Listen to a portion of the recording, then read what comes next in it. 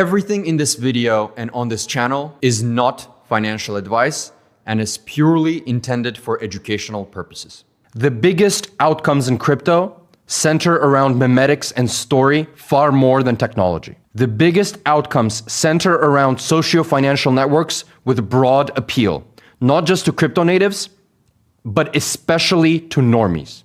The idea of SPX 6900 is the system is broken. Flip the stock market. This is quite similar to Bitcoin in 2009 and 2010, but for a new generation.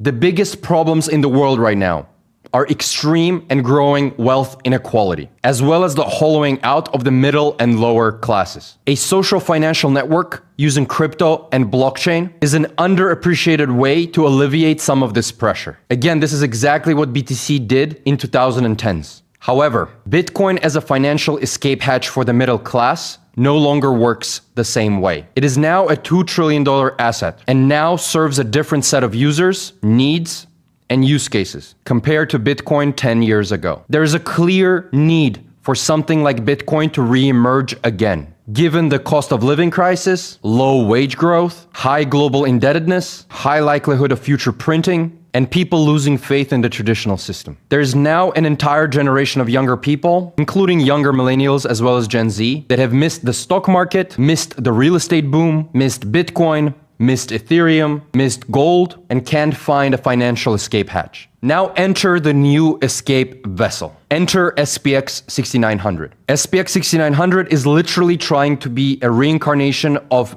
Bitcoin. And the following metrics and their evolution is going to prove this. Let's look at some of these metrics. This is a proprietary metric invented by Matt Beck, who was previously at Bridgewater and an ex-director at Grayscale Investments. This metric combines the percentage of coins held for over 12 months, coins held for over 6 months, 3 months, and 1 month, in order to arrive at a singular composite supply squeeze metric. This specific chart is from January 16th, 2026. This metric measures the level of belief or the strength of the holder base compared to other assets that have had outlier success in crypto and have been category leaders in their first 2.5 years since inception. On the same chart, you can see SPX 6900 in green. At the same time, you can also see BTC, Ethereum, Pepe, XRP, and Sol. All of these are being compared to their respective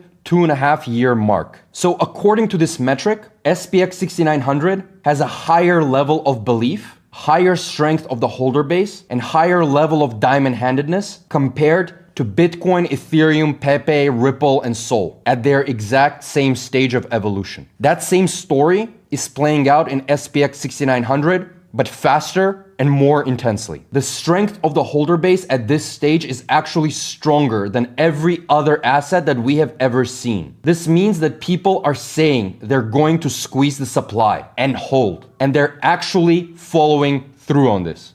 SPX is literally intentionally trying to be a reincarnation of BTC, and the people are very serious about it. What's interesting is that we are on a trend of moving 7 basis points lower per day since inception. This means that with every passing day, the supply of SPX 6900 is getting more and more squeezed, more and more constrained. The initial charts showed the data from January 16th, 2026, and the SPX supply squeeze composite metric was at 41%. Recently, we're seeing an updated data as of February 25th, 2026. And that same level is now down from 41 to 39.7%. The supply side of SPX 6900 is getting more and more constricted with every passing week. And if this continues, we will likely be sub 30% in 132 days.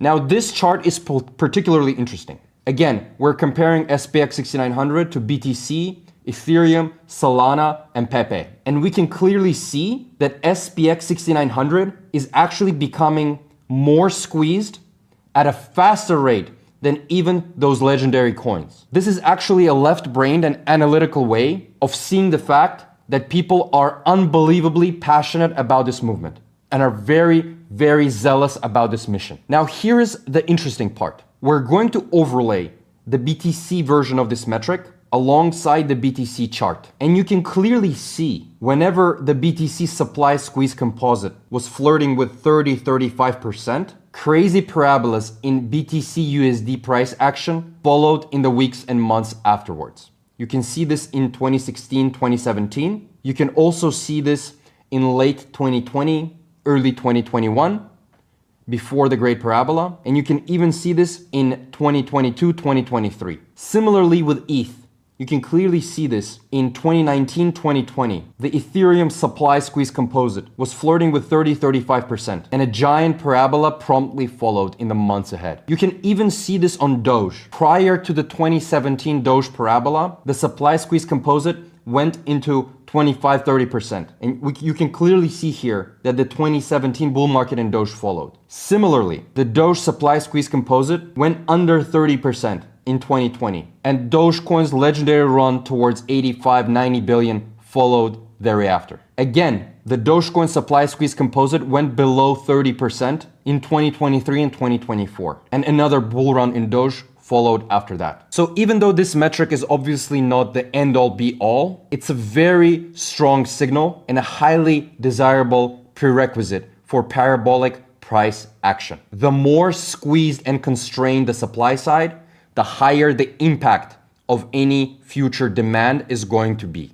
And again, you can see once again on this chart that SPX 6900 is being squeezed, accumulated, and constrained even faster than Bitcoin, Ethereum, Solana, or Pepe were at this exact age. A similar, though slightly different metric is the percentage of supply held under 15 days among top 1,000 wallets.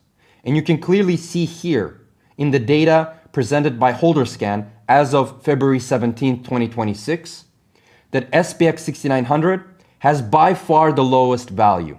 This means that on any given week or month, only somewhere between 4 to 5% of the coins are actually being actively traded. The lower this number, the better. You want the future demand to be fighting for as small of a percentage of the total supply as possible. The other piece of the puzzle is the percentage of diamond-handed supply that has held over 90 days among the top 1,000 wallets. SPX 6900 is number one on this metric as well, recently passing over the 80% mark as of February 24th, 2026. No other coin can compare to this. Again, this means that SPX 6900 has the highest percentage of supply that's diamond-handed. At the same time, it has the lowest percentage supply that's available for active trading. And as we've seen already in previous charts, these metrics are improving week by week. Whether you're looking at left-brained, analytical, autistic charts like this, or the right brain, more spiritual, mimetic, cultural, artistic stuff on social media. Both of these are actually two sides of the same coin. The strong on-chain metrics are simply a manifestation of extremely high passion per capita that the SPX 6900 mission induces in people. Most people don't understand what is going on under the hood. A huge supply squeeze is building up in SPX 6900, while 99.999% of people are not paying attention. The bigger the supply constriction, the more extreme the impact of any future demand is going to be. Everyone will be caught by surprise when SPX 6900 begins a giant parabolic move. Stop trading and believe in something. Flip the stock market.